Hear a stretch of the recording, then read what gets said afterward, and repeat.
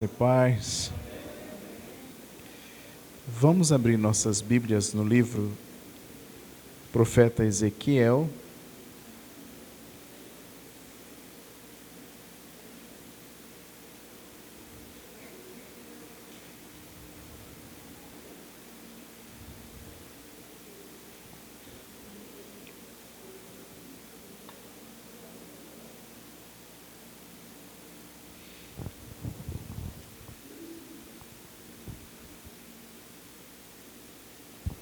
Eu vou pedir para você deixar a sua Bíblia aberta, porque nós vamos falar um pouco sobre esse profeta, sobre o chamado de Deus na vida dele. Eu louvo a Deus pela oportunidade de estar aqui. Vocês vão estranhar um pouco o sotaque, que eu sou de Natal, só que misturou tudo, né? Misturou tudo, porque eu já estou há cerca de 12 anos em São Paulo, mas meu sotaque é de Natal, minha família toda é de Natal. O meu nome, Bernard Johnson, é porque meus pais são pastores no Rio Grande do Norte, no sertão, e eles me deram o nome do missionário Bernard Johnson, que é um missionário, pastor na Assembleia de Deus que já faleceu. E Deus nos deu o privilégio esse final de semana de estar aqui com os irmãos, pensando juntos, a respeito da história da Bíblia, por que nós temos aí esses 66 livros, pensamos várias coisas. Hoje pela manhã estivemos com alguns da liderança aqui, e agora à noite nós fomos desafiados a trazer uma palavra. Então nós vamos falar sobre o profeta Ezequiel. Mantenha a sua Bíblia aberta, por favor, primeiro capítulo de Ezequiel. É sempre bom nós lembrarmos que Ezequiel, ele deve ter vivido na época do profeta Jeremias, e ele foi deportado na época do cativeiro babilônico, junto com outros judeus, foi viver junto ao rio, o rio Quebar, e ali o Senhor o chamou para o ministério. Ele deve ter profetizado, deve ter exercido seu ministério, talvez aí uns 18 anos de ministério. A vida de Ezequiel é uma lição muito grande para as nossas vidas. Eu queria começar essa mensagem afirmando o seguinte: Ezequiel foi um pastor dos exilados. As pessoas estavam cativas ou no cativeiro babilônico, em vários lugares, porque elas foram espalhadas pelo reino babilônico, em várias cidades. E Ezequiel, esse pastor dos exilados, ele era comprometido com a glória de Deus.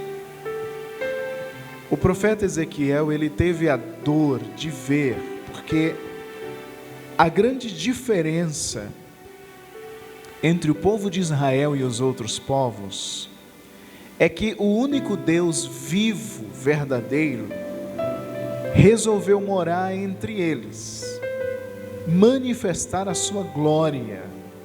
Então eles fizeram o tabernáculo no deserto e depois o templo em Jerusalém, e a glória de Deus se manifestava ali de uma forma tremenda. Mas o povo caiu na apostasia e na idolatria, e Ezequiel, ele teve a dor de ver a glória de Deus indo embora de Jerusalém. E ele era um homem muito comprometido com essa glória. Ele estava preocupado com a glória de Deus e atendeu o chamado do Senhor na sua vida numa das épocas mais difíceis da história do seu povo. Então nós vamos pensar um pouco sobre esse profeta. No capítulo 1 de Ezequiel, versículo 3, você percebe que ele era filho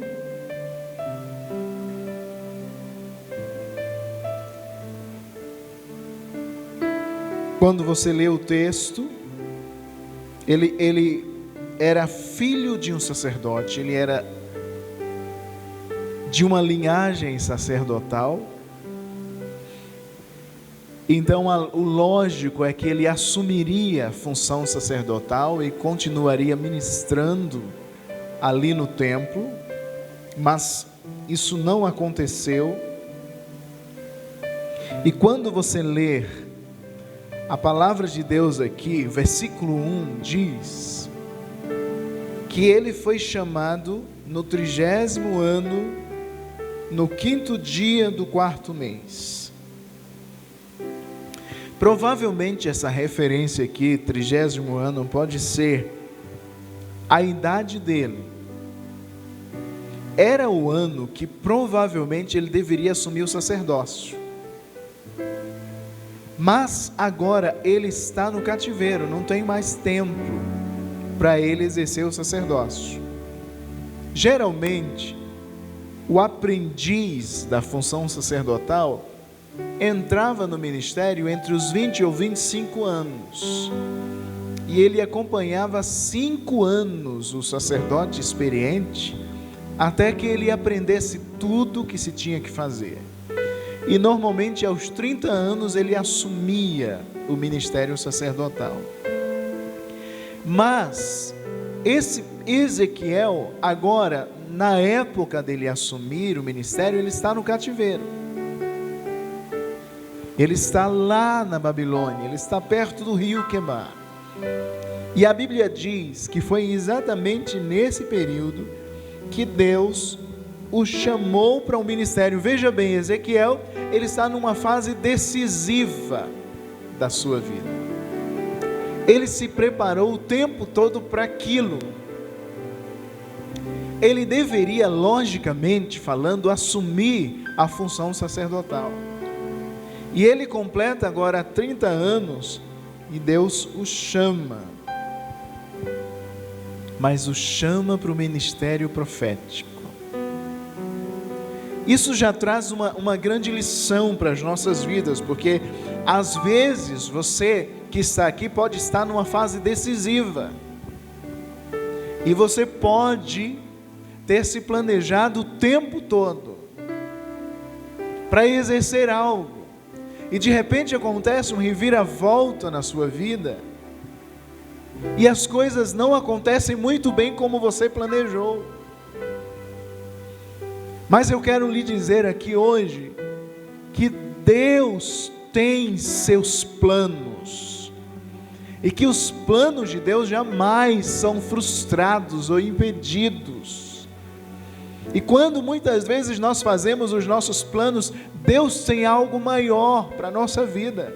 O profeta Ezequiel, talvez, quem sabe, esperasse: eu vou ser sacerdote no templo, eu amo a glória de Deus. E aí acontece o cativeiro, e nessa época, nessa fase, Deus os chama para o ministério. Qual é a fase que você está vivendo? Para que você se preparou a vida toda? Por que você está aqui? Você pode ter muitos planos, mas o Senhor tem um plano maior para a sua vida, e Ele é fiel. Agora, outra coisa muito marcante no profeta Ezequiel é que ele era um homem de visão de Deus. Ele era um homem a quem Deus se revelou, e revelou as grandezas, até onde é possível, do seu caráter. No seu caso aqui, ele tem uma visão do trono de Deus, e ele vê uma espécie de trono móvel. Não existe nada nesse trono. Se você começar a ler a partir do versículo 4, um vento tempestuoso, uma nuvem em chamas, um brilho resplandecente,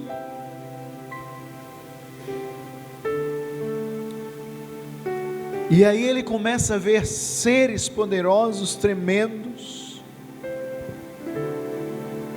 E ele vê, a gente imagina, porque o próprio Ezequiel, ele usa linguagens de comparação. Ele diz: estou vendo como, ou eu vi algo parecido, porque a visão é tão grande que nem ele sabe descrever direito o que ele está vendo. E ele vê uma espécie de trono móvel, e nada nesse trono é sem vida. As rodas desse trono, elas têm vida, elas têm olhos, elas se movem. Esse trono é carregado por seres angelicais cheios de glória.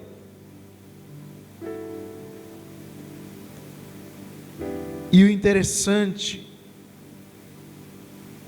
é que a aparência, quando você olha no versículo 10, dos rostos desses seres,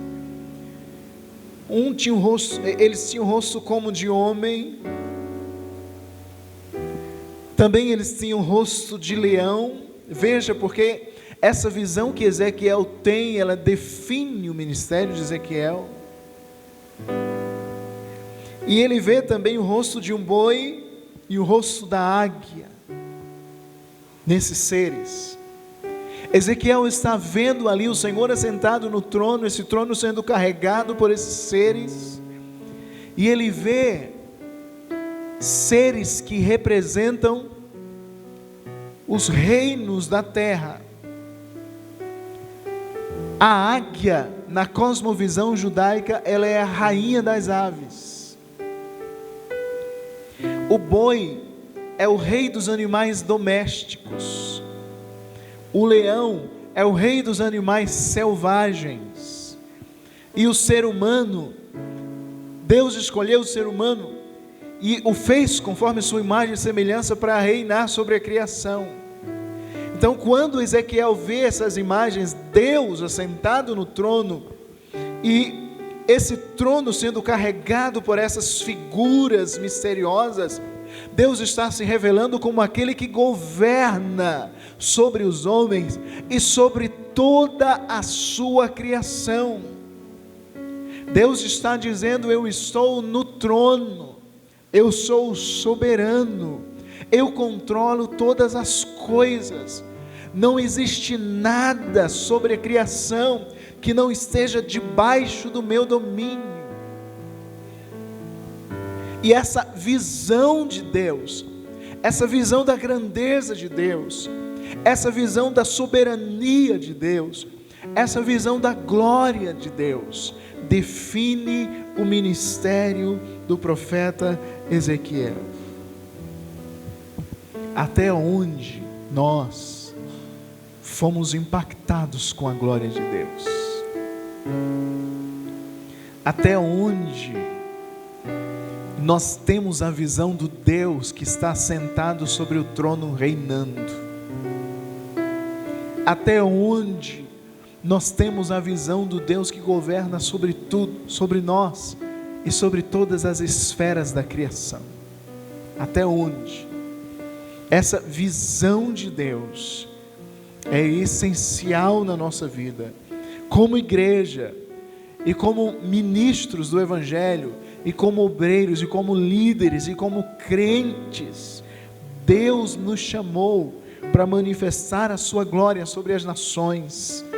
Deus nos chamou para fazer a diferença. Deus nos chamou para fazê-lo conhecido. E Deus, nesta noite, Ele quer revelar algo mais de si mesmo para você. Ele quer corrigir a visão que você tem dEle, porque Deus está no controle e é soberano sobre todas as coisas. Agora, esse profeta Ezequiel, que foi chamado num tempo e que teve a visão da glória de Deus, ele foi chamado e capacitado por Deus para fazer a sua vontade. Veja bem, capítulo 2, versículo 4.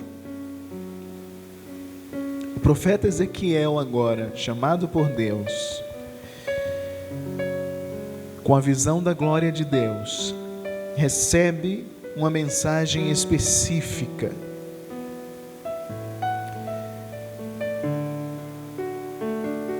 O texto diz: Ezequiel, você vai falar para esse povo tem um coração duro, eu estou enviando você a eles, e você deve dizer para eles o seguinte: eis o que, vamos falar numa linguagem bem literal, eis o que o Senhor Deus, a sua Bíblia deve ter assim, eis o que Adonai Elohim diz para vocês. Essa expressão, eis o que Adonai Elohim diz para vocês, quer dizer que Ezequiel agora recebe uma mensagem muito específica de Deus para anunciar para aquele povo. Versículo 5 também você percebe, dizendo: olha, quer eles ouçam, quer deixem de ouvir, eles vão saber que teve um profeta no meio deles. Versículo 7 em diante, você também percebe essa mensagem muito específica, quando Deus fala para ele: você tem que falar minhas palavras, quer eles ouçam, quer não. Ouça o que eu estou dizendo a você. Versículo 8, nós estamos parafraseando para entendermos melhor. Não seja rebelde, abra sua boca. No versículo 9, ele recebe um rolo e o Senhor fala com ele uma mensagem específica da parte de Deus. Claro que essa mensagem tem um conteúdo. Ezequiel agora tem que pregar contra a culpa do povo. Ezequiel agora tem que trazer uma mensagem muito dura de que Jerusalém seria destruída. O povo foi para o cativeiro, mas o povo ainda tinha esperança. Não, as coisas vão mudar, tudo vai ser diferente. E Ezequiel falava para eles: as coisas não vão mudar, Jerusalém vai ser destruída. E era uma mensagem muito dura da parte de Deus, mas Ezequiel também viu aquela nação sendo restaurada.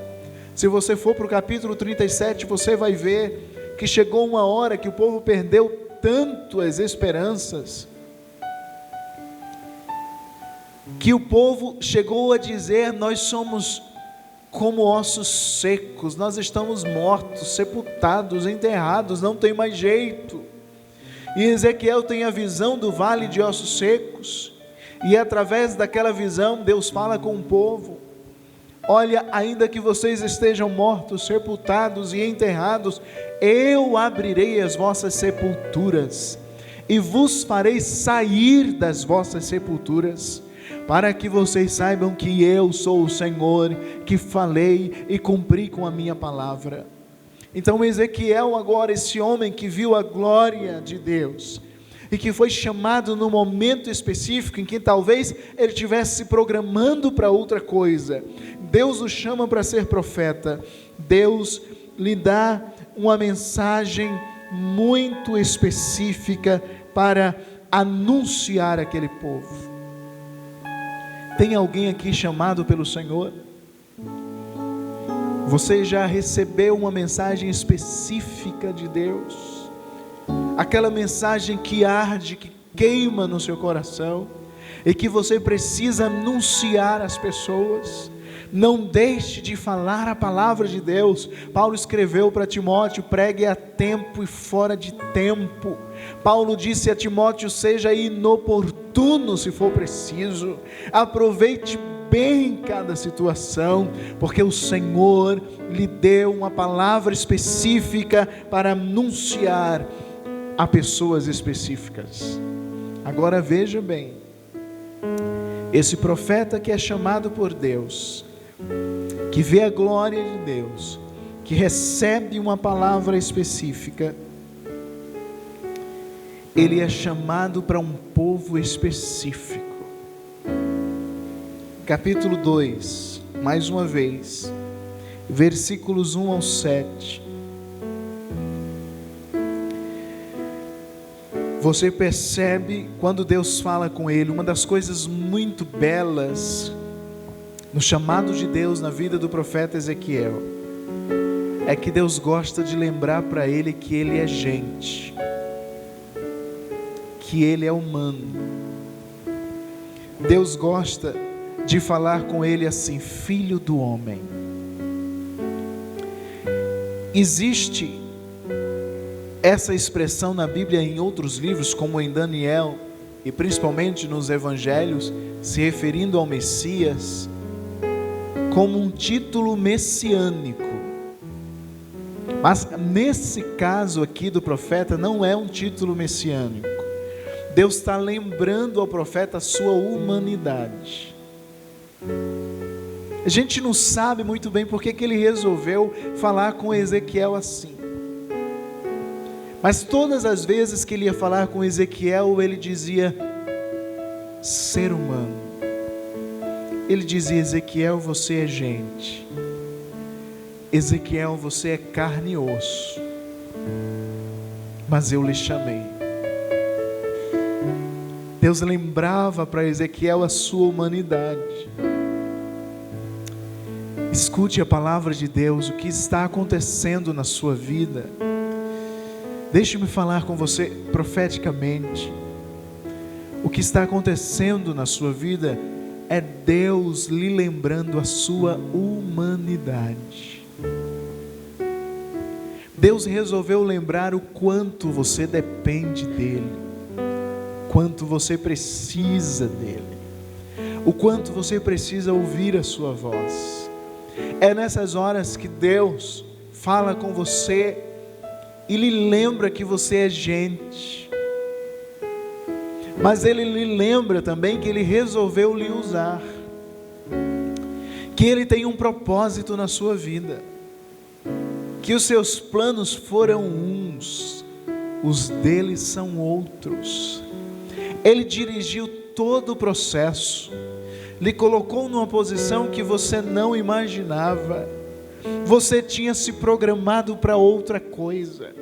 Deus não lhe colocou nessa posição por acaso. Ele quer lhe usar. Ele tem uma palavra específica para derramar sobre você. E Ele está lhe chamando para uma situação específica, porque assim como Ele quer manifestar a sua glória para você, Ele quer através de você manifestar a glória dEle aonde você chegar. Então ouça a voz de Deus nessa noite. Ele tem um plano excelente, maravilhoso, maior do que você pode imaginar, porque Ele é Deus que está no controle de todas as coisas. Agora veja esse povo que Deus chamou Ezequiel para profetizar. Diz a partir do versículo 3: eu estou enviando você ao povo de Israel. E não era um povo fácil. Diz: esse povo são nação rebelde. Eles transgrediram contra mim desde os seus antepassados. Versículo 4: eles são obstinados, são duros de coração, mas eu estou enviando você a eles.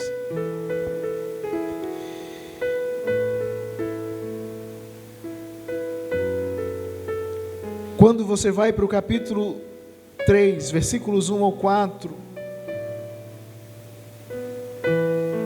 Deus fala novamente, principalmente no versículo 4: vá para a casa de Israel e fale minhas palavras, porque eu não estou enviando você a um povo de língua difícil, de fala obscura, mas eu estou lhe enviando a casa de Israel. Não a um povo de linguagem difícil, cujas palavras não se pode entender. Eu estou enviando você à casa de Israel, um povo obstinado de coração. Olha que situação. Ezequiel sabia. Você vai falar, Ezequiel, para pessoas de coração duro, coração obstinado, rebelde, mas eles vão saber que houve um profeta no meio deles. Então esse Deus que manifesta a sua glória e que chama, Ele chama com uma mensagem específica para um povo específico. Agora,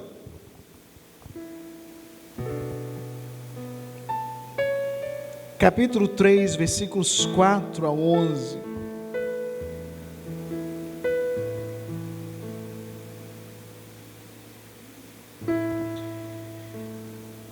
O texto diz que Ezequiel foi chamado para ser profeta e atalaia. A partir do versículo 17 também, do mesmo capítulo 3, Deus vai falar com Ezequiel e vai dizer: eu designei você para ser atalaia. Já pensou nisso? Povo específico, mensagem específica, missão específica.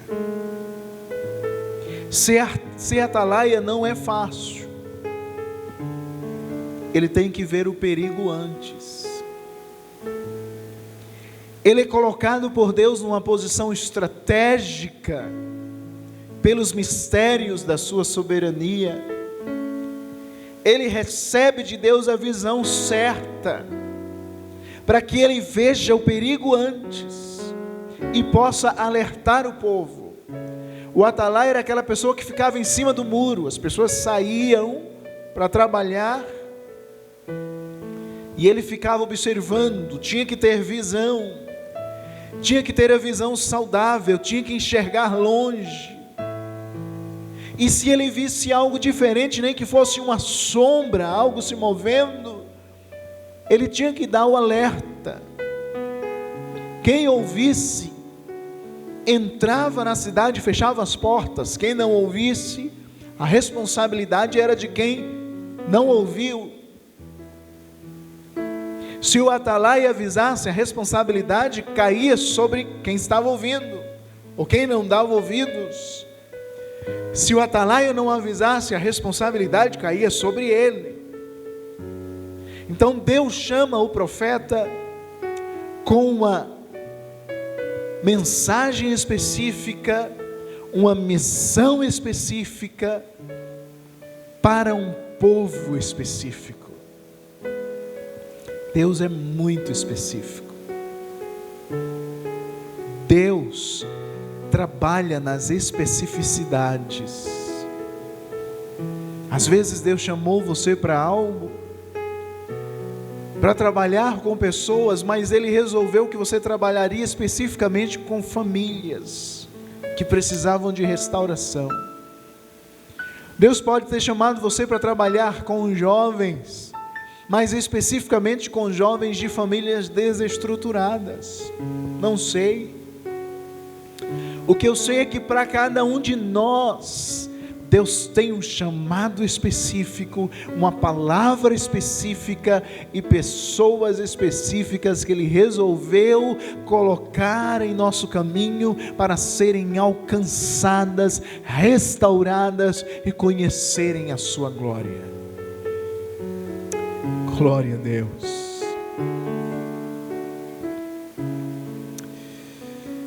Agora veja que interessante, vamos para o final do capítulo 2, capítulo 3. Deus faz algo muito especial na vida do profeta. Antes de começar o ministério, a partir do versículo 8 do capítulo 2, no final do versículo 8, Deus fala com ele e diz: abra a sua boca, Ezequiel. Abra a sua boca e coma o que eu estou prestes a dar a você. E Ezequiel diz que quando ele olhou, ele viu uma mão estendida, segurando um rolo. Se fosse hoje, seria um livro, ou seria um computador. Mas o rolo era a forma que eles usavam para registrar os escritos. Aquele rolo representava a palavra, a mensagem que Ezequiel ia receber. para entregar ao povo. E diz que esses escritos, eles tinham lamentos, prantos e ais, gemidos. E no início do capítulo 3, o Senhor fala: ser humano, filho do homem, coma o que você vê diante de si, coma este rolo, então vá e fale à casa de Israel. Observe, coma primeiro, depois você vai à casa de Israel. E aí ele diz que abriu a boca